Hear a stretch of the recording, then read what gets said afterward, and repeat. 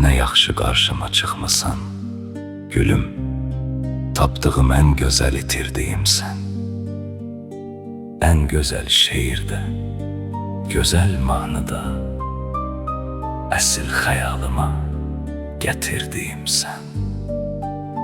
Sənsiz olmağıma heç baxmayaraq, səni xəyalımdan qoymuram qıraq.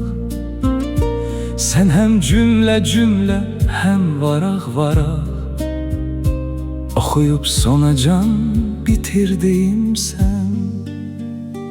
Gözəl, unudulmaz, xoş anlar kimi, bir xəyal yaşayıb, dastanlar kimi, taxt qurub, tac qoyub, sultanlar kimi, könül sarayıma gətirdiyimsən.